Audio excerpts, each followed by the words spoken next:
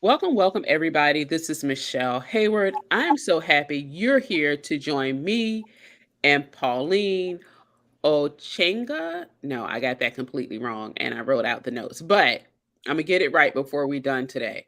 We are here today talking about a very specific subject around productivity in a DEI lens.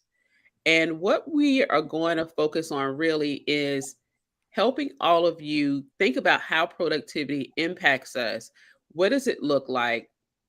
Um, and how do we change that in the workplace and really also in our mindset? So I'm Michelle Hayward, founder of Positive Hire, where we connect Black, Latina, and Indigenous women to who are experienced scientists, engineers, and technology professionals to management roles. And I love doing these conversations around diversity, equity, inclusion, and really bringing awareness and a lens of what things are often built around processes, practices, and procedures that really need to be filtered through a diversity, equity, and inclusion lens because they have negative impacts for those who are often marginalized. So today I have a fantastic speaker joining me who is like me, a Black woman in engineering. Pauline can she really helps you discover simple, productive ways to do less, make more progress, and enjoy more free time with her strategies. She's an innovation and tech explorer, an electrical engineer who shares how you can passionately and practically customize your life and work based on fulfillment, freedom, family, and fun, while you uncover how, and you can uncover how at innovatorspanner.com. So, Pauline, thank you so much for joining me today. Thank you, Michelle, for that intro. I'm excited to be here and to start the conversation around productivity and in this DEI lens. And I can tell you, we can't I can't see you right now on the screen. Oh So no. let's see if anybody else, if you're watching, if you can't see, let me know who you can and can't see. That'll help me kind of figure out what's going on the tech side. So maybe leave and come back, and then I'll keep the conversation going. Okay, I'll be right back. Sure. So when we think about productivity, we often, if you're like me, you're often looking at it from how things that you're checking off your list, maybe progress that you're having in your organization, in a project, right? And then sometimes you can't. So what I was thinking about, one of the things I really try to do is help people get a better lens, get a better idea of what's going on in the workplace, what's going on with their employees as it relates to productivity, and having not it being a negative connotation, because we do have some micromanagers that look at productivity than those that really help mold and lead their individual employees. So Pauline, when you're thinking about productivity in a DEI lens, what comes to mind for you? The first thing that comes to mind is the idea of, I guess, people thinking they have to work harder for them to stand out, for them to be valid. That's the first thing that comes to mind. And I always say that working harder is not necessarily what's going to help you get or move along or the expectation of people working harder. But I think having the mindset of working smarter instead. So being intentional about the work that it is that you do. Um, and I think there's a lot of pressure too around for certain people to feel like they have to go above and beyond and prove themselves more so than others have to. And maybe that's where that idea of working harder comes in. But if you're just working harder without the intentional thought around what value your or what results your efforts are creating, you can get stuck kind of, I call it hamster wheeling, just to prove something to somebody. But when you start really sitting back, being more intentional and starting to think about the results and the value your actions are generating, that's where you really start to free yourself from that working harder to moving into working smarter in general. I love that.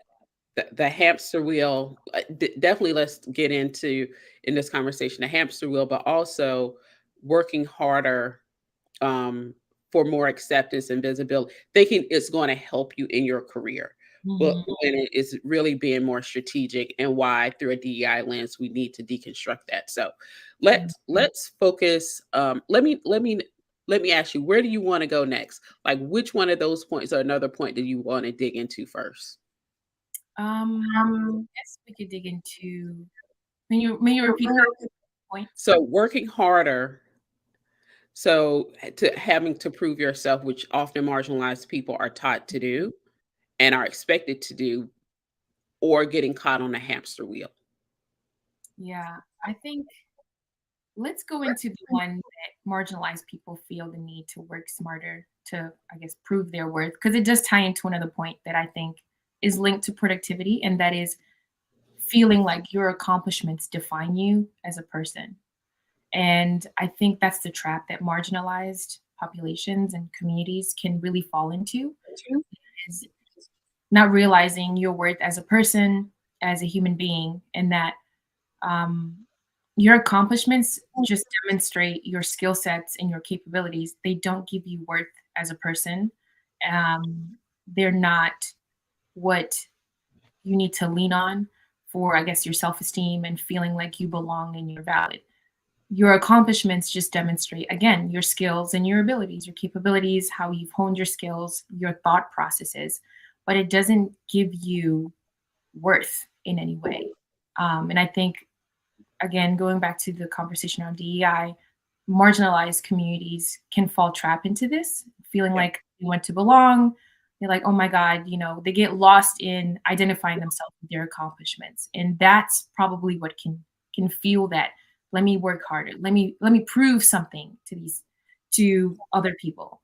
Um, so I think that kind of still ties in to the hamster wheeling piece, because the more you it's almost like a vicious cycle. The more you feel like your accomplishments will prove and demonstrate who you are as a person, which it doesn't. It just shows your skill sets, your capabilities.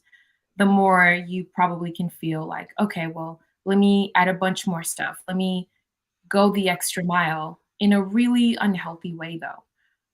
Because, like you were mentioning earlier, Michelle, there's a strategic way you can approach getting accomplishments. And it doesn't necessarily have to come at the sacrifice of your sanity and your well-being. absolutely. I like. I'm going back to something that I often hear and see that happens in the workplace. Um, for marginalized people and non-marginalized people, so white people, white males specifically, is potential versus proof. Mm, And we have to prove we're worthy. Oh, well, they can do it on the job. Wherein for many Black employees, Hispanic employees, women, they have to have proof that they are worthy of even interviewing or applying for the job. And in that aspect, oftentimes when we look at uh, job postings, right? We're looking like, oh, I can't do 100% of those things because we're often told we have to be able to do all of, we have to have proof that we can do it and not have room for growth. We aren't given room for growth. We're always working, we're always moving. Wherein to be most productive, we should be working less on a project or in a task, but really focus more on deeper thinking, mm, coming up with strategies to execute that may take fewer resources and less time to execute, but we're having to prove ourselves that we're worthy of whatever is being offered in that space. And I mm, think we need to back out of that, looking through a DEI lens, and what is the negative impact and connotation of doing so. So, definitely. Yeah. And that's a great point, in that the strategic thinking often feels like it's maybe not progressing, but that is kind of the added benefit, is that it doesn't seem like it's making progress, but it's taking that break to really look at being more intentional. So you're not just doing stuff to get stuff done. You're doing the things that actually matter at the end of the day. to the extent possible, right? So I really like that point about being more strategic, more intentional. It might feel like, oh my goodness, nothing is moving, for someone who's used to just that anxiety of always constantly feeling busy and doing a bunch of stuff. It might feel like, oh my goodness, I'm not making as much progress as I am as I want to. But actually, it's counterintuitive. You're making way more progress by slowing down, being more intentional, and focusing on the levers that you need to pull. And it's interesting you mentioned that potential versus I don't know what the other word was that you Proof. used. Proof. Proof, yes, potential versus proof. And I think that is what really drives that overworking and that working hard. It's like you have to go the extra mile. Maybe this is what someone is thinking, that they have to go that extra mile and that no matter what they do, it'll never be good enough. And I think Exactly. deconstructing that thought process is the beginning of freeing oneself from that limiting it's a limiting belief, a limiting pattern. And I can see where it can come from, but I Yeah, think it's the first step of like, yeah, you are enough as a human being, as a person, regardless of your skin color. Like that should not be the basis of why you feel you have to go the extra mile. Going back to again, your accomplishments are your linked to your skill sets, your capabilities, not to your worth as a person. absolutely. Um, so we're talking about how working harder will keep you stuck. And I get, because oftentimes, because we aren't as strategic in the workplace, right? We're always moving, we're always getting things done. Guess what happens to the people that are always getting things done? They get more work. Yep. But they but as if you want to advance to certain levels, into management roles, is not is getting things done, but not on the individual level, not as an individual contributor. And Mhm. I think understanding that really helps to change the dynamic of a few things. How we approach our work, how we show up not only in meetings but also in responses to emails, in responses we help write proposals or requests for proposals. We Mhm. show up very differently in those tasks and those action items because they show a broader range, a deeper set of thoughts, and not just activities that are getting done and checked off. And I Mhm. think it's really, really important. It's not as though those things don't matter, they absolutely do, but if you continue to do things that are actionable, that are seen as, oh, well, housekeeping activities. Women are often regulated to office activity, housekeeping. I'm sorry, housekeeping activities. And so, really thinking about that in a different way as well, how to show up. Um, and it can be very difficult sometimes for introverts or ambiverts to do that in the workplace, and so it takes some um, shifting and alignment in behavior, and also how to show up verbally and in writing in response to different things in the workplace. So just a few thoughts I had as well as when we think about potential versus proof and being able to make that shift in the workplace as well. And I know it's going to be hard because people are like, oh, well, I needed you to do this. Like, start delegating it to people that aren't doing the work that should be doing the work, and people that want to do the work and want to learn the job as well, to pick up some of those ideas, those action items and those tasks as well. And you Yeah. really being able to figure out what helps you align to a promotion as opposed to getting more work to do. I think is really, really important. Yeah, and that takes a lot of self-confidence, I would say. So, I'm just curious, are there tips that you have for someone in that current situation? Like, imagine that they're facing that currently. How can they start developing the confidence to even see themselves, or not the confidence, but the self-worth to see themselves in that type of being that type of person, taking those types of actions?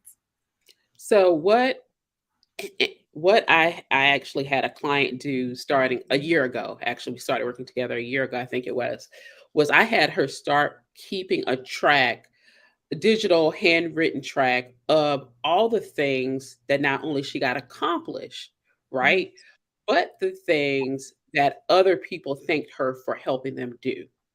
Like, "Oh, I wouldn't have met the deadline had you not helped me with X, Y, and Z.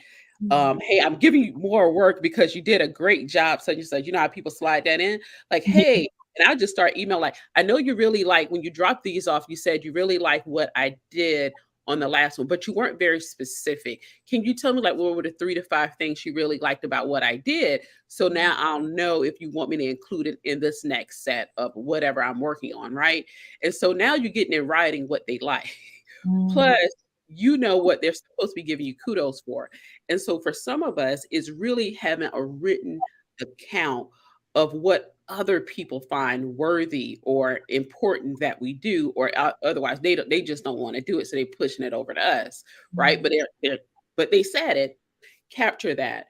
Also, some places have the ability, some employers, organizations have the ability where customers and coworkers and other employees can say, give kudos or share with the organization what you did well, right? And Mm. so if you're able to collect those as well, this particular coaching client, she was getting so many accolades from within the organization. She was getting so many bonuses, she like, "I don't even know what my regular salary is anymore, because that's how many she was getting because the so many different people in the organization in that particular location, she was getting them she was organizing stuff that made their jobs easier, and once they realized, like, "Wait, I just saved 8 hours of work." And Mm. so they were getting more productive by the things she was doing, which is really interesting. We're having this conversation. So really just start tracking all of these things. And that's one way to know what you're good at, what what you don't have to replicate. And sometimes we have innate gifts and talents that we don't realize we utilize, and we're literally not being compensated for that. So that's a whole other discussion.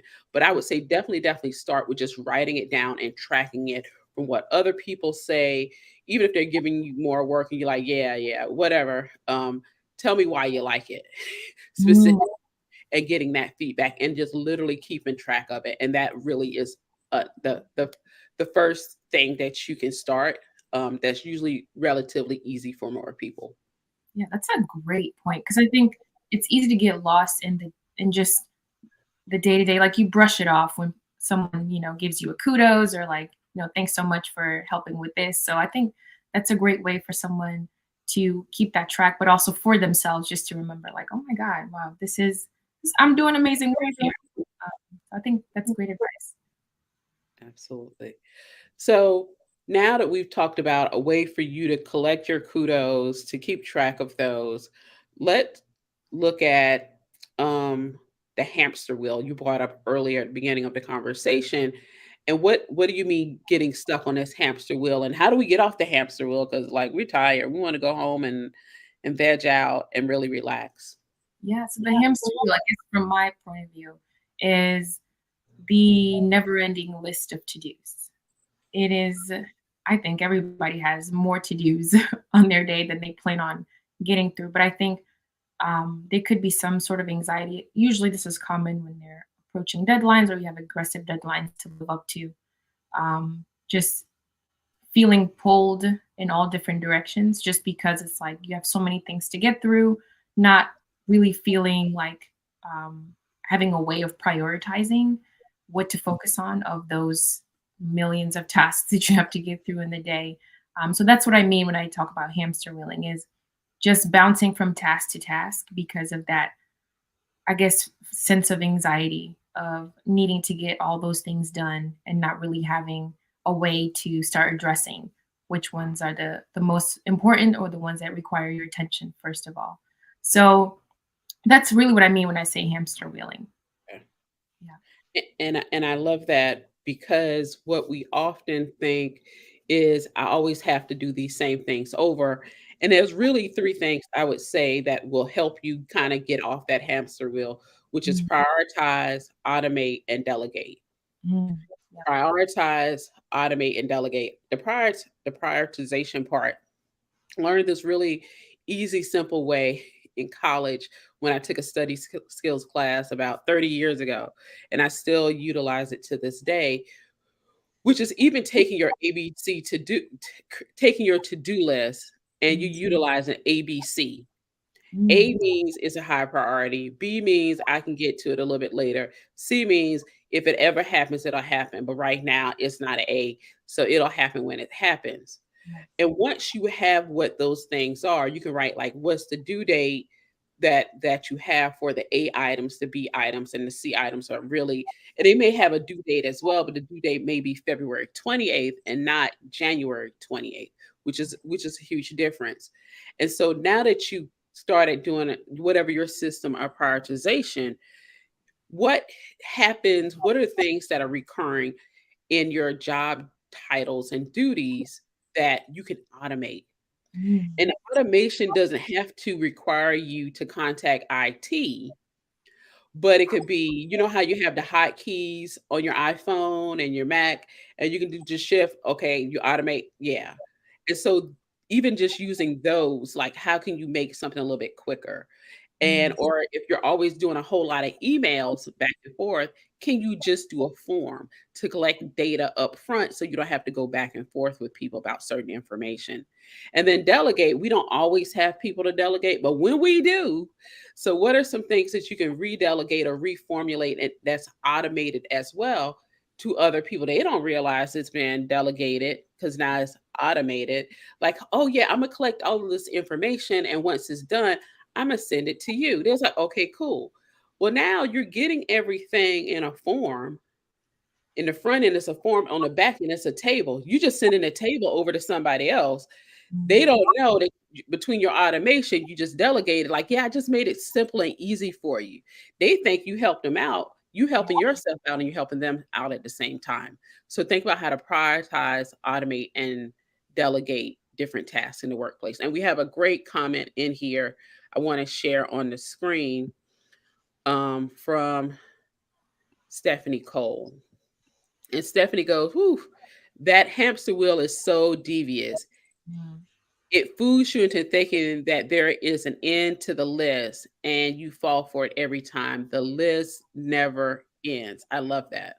It's so true. And I think you mentioned something there that's really important is the automation piece. I think prioritization maybe comes naturally or in some way people understand like, oh, okay, yeah, I gotta figure out what to prioritize.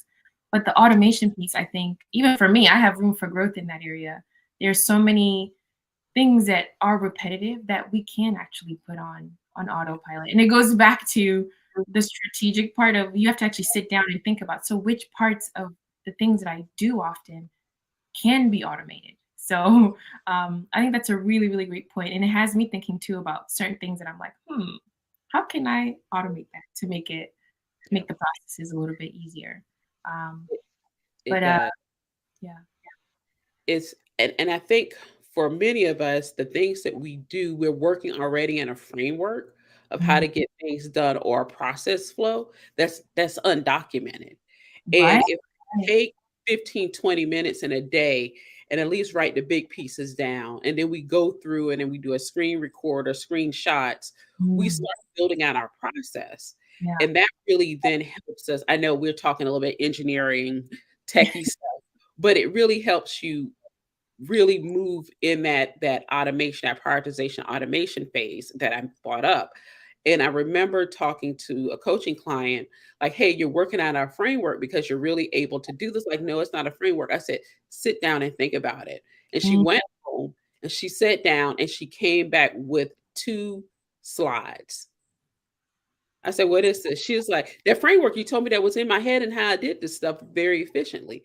She mm, had a framework and she's taken that framework and built out software to how to get it to deploy it in organizations to help them get more organized. It's really cool.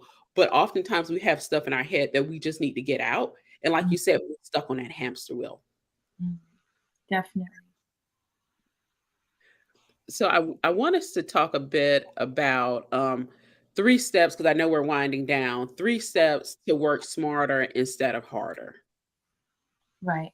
So it kind of touches on the what you mentioned about prioritization. I always think about again, a lot of this is being intentional and putting in a little bit more front end work so you can kind of make more progress moving forward, is before you start your week, really sit down and think about what are your top three goals for that week, right? We all have so many different projects we're always working on. But if you were to go to the end of the week, what three things or three goals would you really like to have done by that end of the week? And it doesn't have to be anything massive, and you don't have to get through all of it. But that would be the first step. And then the second step would be to break down those three goals of yours into about 15 to 20 tasks, that you could, work on a regular basis or a regular day.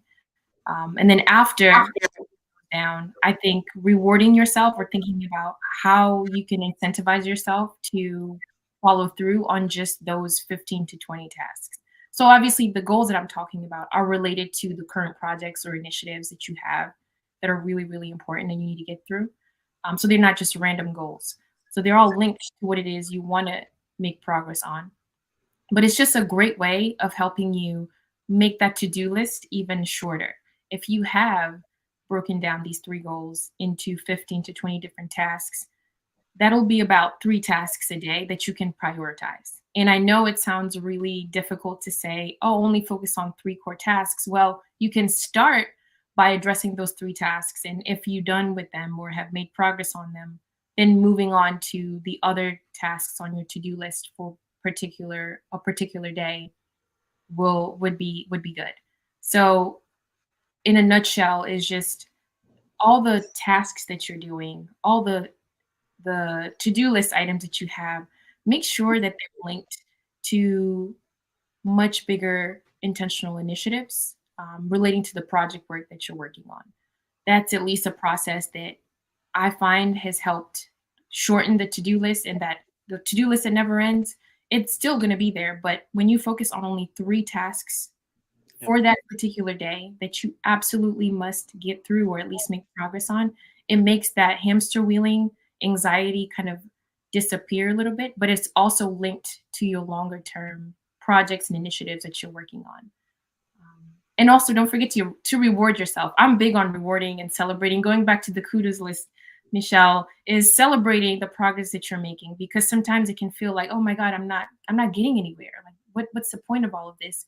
But we're always making progress, and documenting and celebrating, even in small little ways, getting yourself. I don't like to reward myself with food that much, but just something, that buying yourself something nice or enjoying extra time, going somewhere nice with your friends, your family, however, whatever that reward looks like to you. Just prioritize celebrating your wins as well. I love it.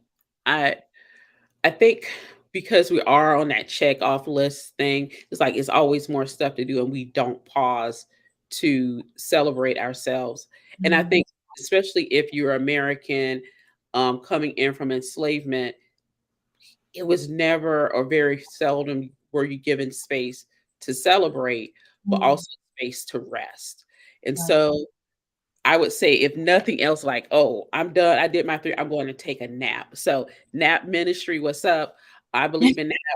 I believe they're very important, whether it's 20 minutes or 2 hours, Mm, whatever that thing is, really start incorporating more rest, yeah. especially since we've been through so much emotionally, health wise within since the pandemic has started and it's still going.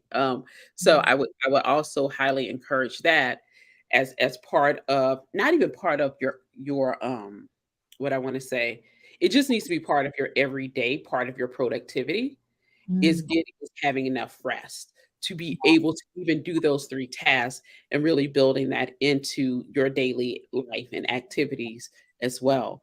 Oh my Um, goodness. Yeah, that's a whole nother like topic of its own, is how rest is linked to productivity. Yeah, I totally agree with that.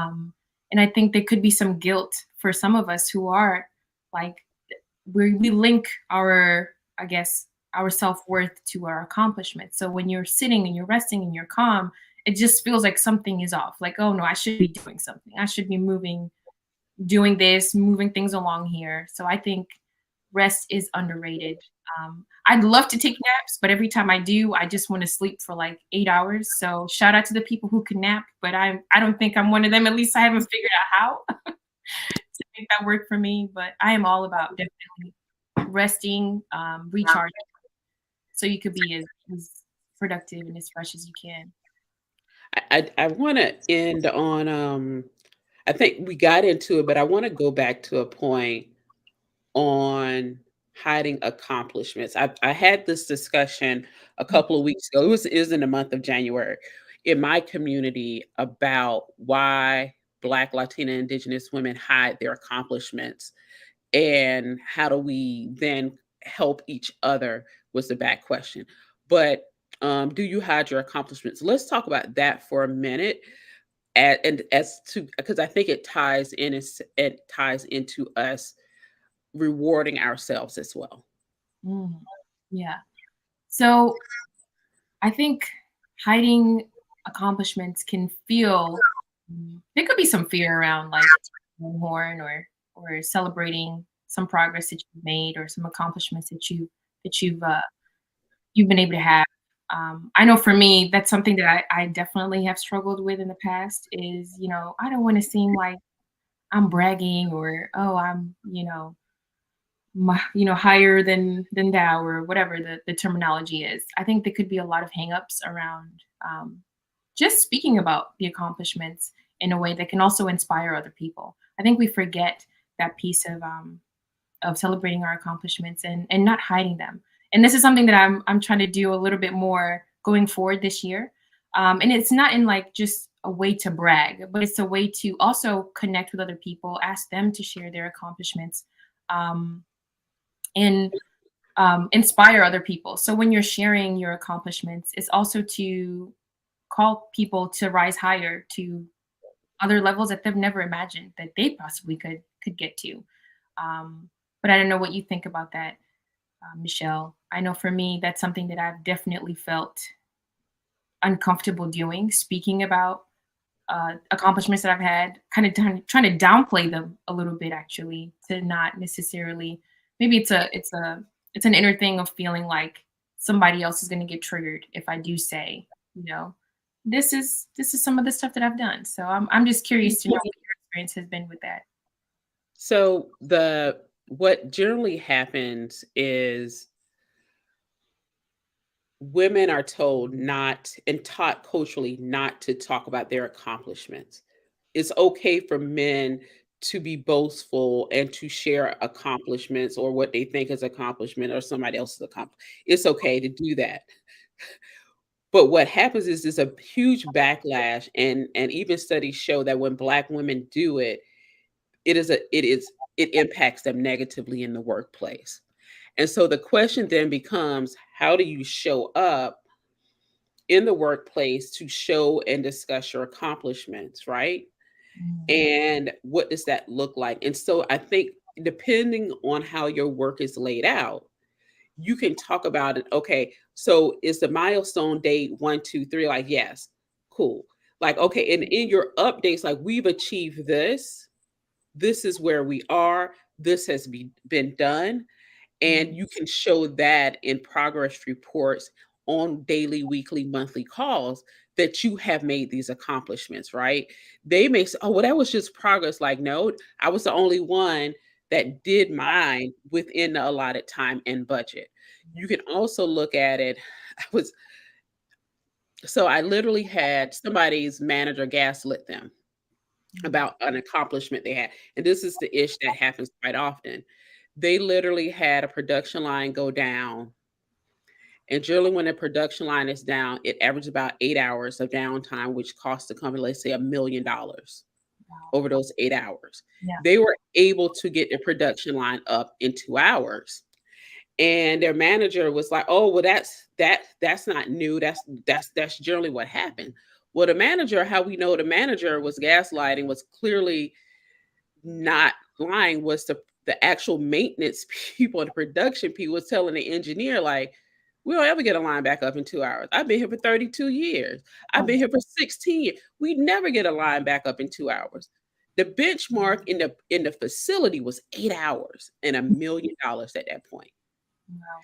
And so it was really important. And so this particular client was focused on the amount of time she was able to get the line back up. I was like, hold up. You say the company $750 million. I mean, Mm, $750,000. right. It's nice that you got it back up in 2 hours, Mm, but also tie in how much money you saved the company. exactly. And so what happened, this is the client that was getting all these kudos because that was the first big major milestone she hit, Mm, or the first big major, not necessarily milestone, but the big thing in her facility that got her the most notice, right. right?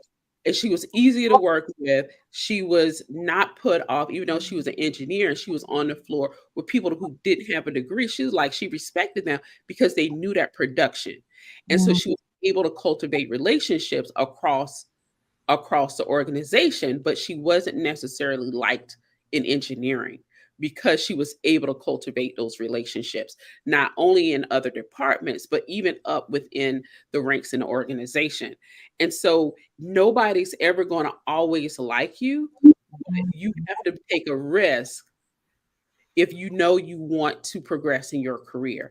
ooh, And and as somebody said, "But they're gonna say this about me." I said, And if they say it about you without you going after what you want, what's your point?" right. And you Oh, have to think about that. If I don't do it, they're gonna talk about it. I do it, they're gonna talk about. So I go after what you want, and you really have to be willing to take some risk. And that's one of the things I will say is we can if you we often say, hey, go before you give a talk, give the Wonder Woman pose. Right now I tell the Wakanda pose, you yeah, know. that's right. Yeah, but do that. But also, if you have people in your organization who are supposed to be your allies, and you can test them out on this, but who are really your advocates, your sponsors, and really doing the advocacy in our organization for Mm, Black and brown people and other marginalized people, have them talk about that. "Oh, did you know Pauline did was able to save us $750,000 the other day?" Like, "No, when did it say? Oh, the line went down on Tuesday, and she showed up at the plant with the production team at 6 a.m. before y'all came in at 8 because y'all engineers were like, yeah, she had the line back up. So y'all never knew. But yeah, she got the line up in 2 hours to save the company 750,000. So they're talking about you for you.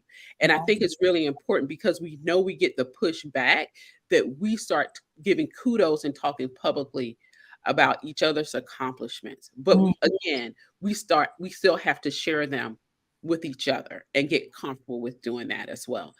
So that's what I'd say would be another way is to talk about it and have your sponsors, advocates, those who identify as allies, but more so those who are abolitionists in the workplace to really go forth and advocate for you and sharing your accomplishments. and that's a great point about that fear of, I guess, retaliation or like, what are they gonna say? What are they gonna do? I again, there's so much to unpack there, but it's definitely that feeling of not fear of letting other people down or just wanting to people please. I think that is also another topic for another day. But it's a huge reason why there's that downplaying of accomplishments and of progress that somebody has made. Just the fear of what are they going to think about me? Will I no longer? I already feel like I know. Will I now feel that more than I did before? So that was a great example, Michelle. I really like that example, and kudos to your client for doing her thing. Okay. Tables, templates, and automation have been shown to save a life and dry a tear or two at 2 a.m. for an upcoming 10 a.m. meeting. Yeah.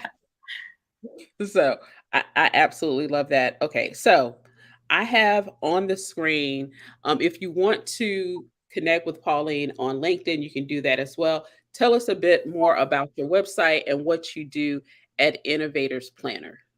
Yes. So we talked a little bit about the productivity, kind of from a high level, but just to sum it up, I have a planner that helps just women in STEM in general with managing their workload. So your tasks, your daily tasks. I mentioned a little bit about it, the three goals and breaking down those three goals. But how do you do that on a day-to-day basis in a way that's simple, that is centralized, that is in one place, for you to be able to make your work life easier.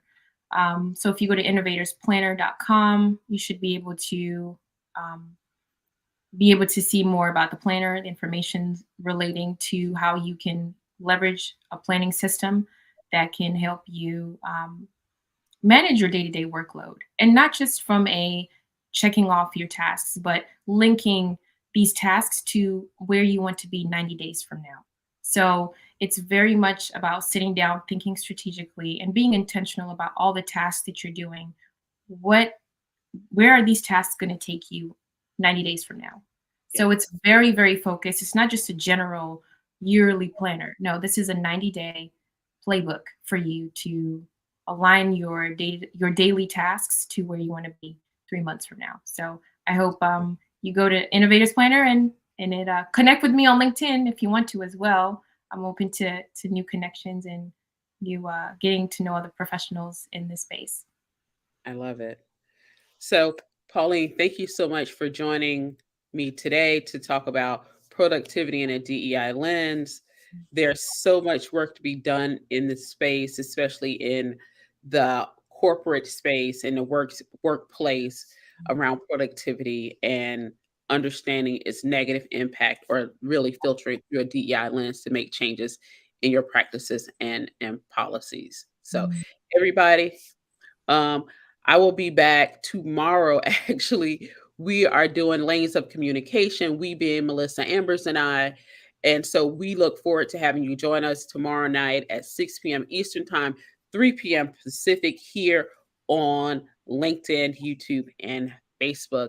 Everybody have a great week, and I will talk to you tomorrow. All right. Thanks, Michelle. You're welcome.